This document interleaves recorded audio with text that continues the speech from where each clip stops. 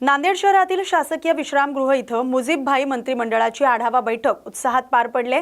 यावेळी महिला मंत्रिमंडळाच्या जिल्हा कार्यकारिणीची घोषणा करण्यात आली। आगामी काळात सामाजिक, शैक्षणिक, सांस्कृतिक तसंच पर्यावरण संवर्धनाच्या विविध उपक्रमांवर भर देण्यात येणार आहे। प्रत्येक गावात वृक्षारोपण मोहीम राबवण्याचा निर्धार व्यक्त करण्यात आलाय। तसंच ऑगस्ट महिन्यात विचारवंत कवी वामनदादा कर्डक यांच्या जयंतीनिमित्त भव्य कार्यक्रमाचं आयोजन करण्यात येणार आहे अशी माहिती देण्यात आली। बैठकीत जिल्ह्यातील बेरोजगार युवकांना शासकीय योजनांचा लाभ मिळवून देण्यासाठी पाठपुरावा करण्याचा निर्णय घेण्यात आलाय। ग्रामीण भागातील रुग्णांच्या समस्या, रस्ते, पथदिवे आणि इतर नागरी सुविधांबाबत प्रशासनाकडे पाठपुरावा केला जाईल असं मुजीबभाई यांनी सांगितले। प्रश्न न सुटल्यास कायद्याच्या चौकटीत आंदोलन करण्याचा इशाराही त्यांनी दिलाय। या ठिकाणी आज महिला मंडळाची निवड आम्ही या ठिकाणी केलेली आहे आणि येणाऱ्या भविष्यामध्ये जे काही सामाजिक काम आहे, सांस्कृतिक आणि या कामावर आमचा शैक्षणिकवर जास्त भर राहणार आहे। आणि आज पर्यावरण एवढं बिघडलेलं आहे की काही आम्ही दिवसामध्ये आता पर्यावरणाच्या माध्यमातून आम्ही प्रत्येक गावामध्ये जाऊन वृक्षारोपणाचं एक काम आम्ही हाती घेतलेलं आहे। आणि आता नुकतंच ऑगस्ट महिन्यामध्ये एक कवी वामनदादा कर्डक हे एक विचारवंत कवी होऊन गेलेत। बाबासाहेबांचे विचार त्यांनी गाण्याच्या माध्यमातून गावागावात खेड्यापर्यंत त्यांनी पोहोचलेले आहेत। त्यांचीही जयंती मुजीबभाई मित्र मंडळाच्या वतीने आम्ही भव्य करणार आहोत। आणि आज जे काही आजच्या स्थितीला या जिल्ह्यामध्ये 9 तरुण भरकलेले आहेत, त्यांच्या हाताला काम नाही, तर शासनाकडे जाऊन अनेक योजना आहेत, केवळ हे योजना कागदावर ते राबवत आहेत।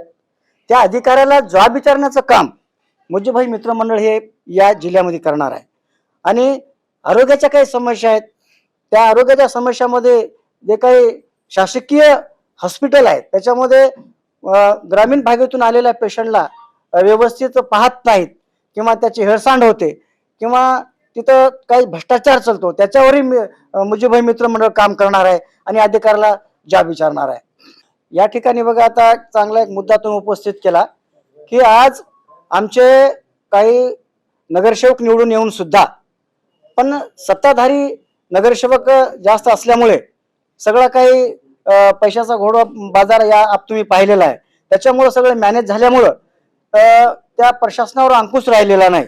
आम्ही या मित्रमंडळाच्या वतीने वार्डावार्डामध्ये जाऊन त्याचा सर्वे करणार पहिल्यांदा, आणि मग ते ड्रेनेजचा प्रश्न असेल, रस्त्याचा प्रश्न असेल, लाईट दिव्याचा प्रश्न असेल, हे जाऊन प्रशासनाला जॉब विचारणार।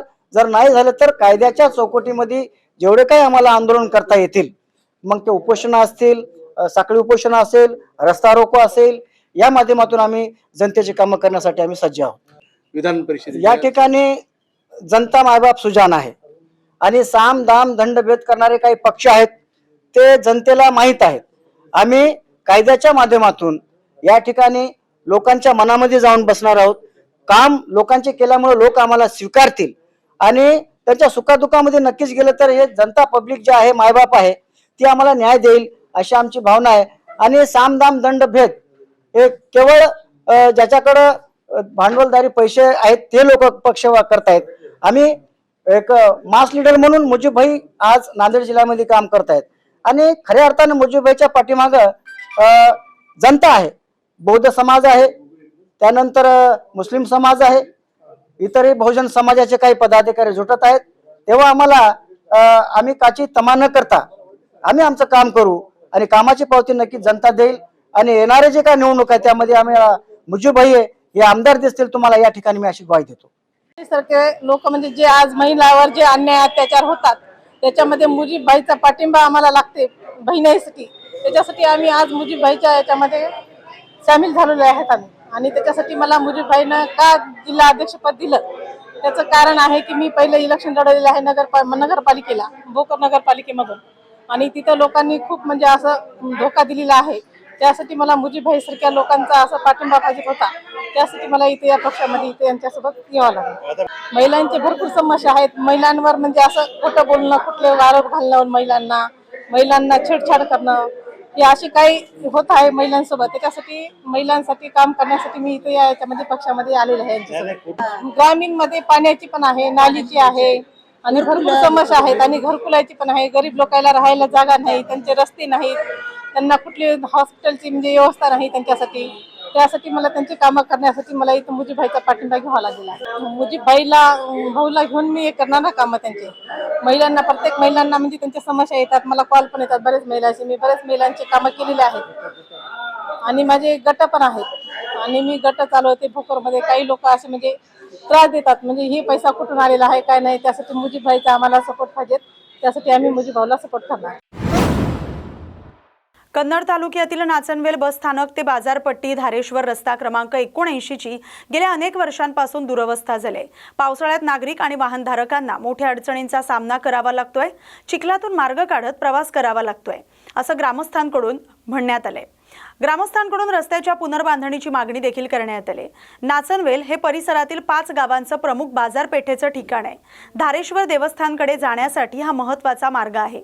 अवजड वाहतूक आणि भाविकांची मोठी वर्दळ लक्षात घेता रस्त्याचं काम तातडीनं होणं आवश्यक असल्याचं ग्रामस्थांनी सांगितलंय. सरपंच कासाबाई थोरात यांनी सांगितलंय की रस्त्याच्या नवीन पुनर्बांधणीसाठी आमदार संजना जाधव यांच्याकडे निवेदन देण्यात आलंय. काही महिन्यात मंजुरी मिळण्याची अपेक्षा आहे. तोपर्यंत खराब झालेल्या ठिकाणी मुरुम टाकून तात्पुरती दुरुस्ती करण्यात येणार असल्याचं त्यांनी सांगितलंय. सिल्लोड कन्नड तालुक्यांना जोडणाऱ्या घाटण आंध्रा ते चिंचोली या रस्त्याची गेल्या काही दिवसांपासून मोठ्या प्रमाणात दुरवस्था झाली. पावसामुळे रस्त्यावरील खड्ड्यांमध्ये पाणी साचून तलावाचं स्वरूप प्राप्त झाले. वाहनधारक, विद्यार्थी आणि नागरिकांना जीव धोक्यात घालून प्रवास करावा लागतोय. खड्ड्यांचा अंदाज न आल्यानं अपघाताचं प्रमाणही वाढल्याचं नागरिकांनी सांगितलंय. हा रस्ता कन्नड, सिल्लोड आणि सोयगाव या 3 तालुक्यांसाठी महत्त्वाचा मार्ग आहे. घाटण आंध्रा बाजारपेठेत जाणाऱ्या शेतकरी, विद्यार्थी आणि प्रवाशांची मोठी वर्दळ असते. पावसाळ्यात रस्त्यावरील खड्ड्यांमध्ये कमरेपर्यंत पाणी साचते. त्यामुळे वाहनं बंद पडण्याच्या घटनाही घडतात. स्थानिक नागरिक सोमनाथ शिंदे यांनी प्रशासन आणि लोकप्रतिनिधींनी तातडीनं दखल घेऊन रस्त्याची पुनर्बांधणी करावी, अन्यथा नागरिक आणि विद्यार्थ्यांना सोबत घेऊन आंदोलन करण्यात येईल असा इशारा दिलाय.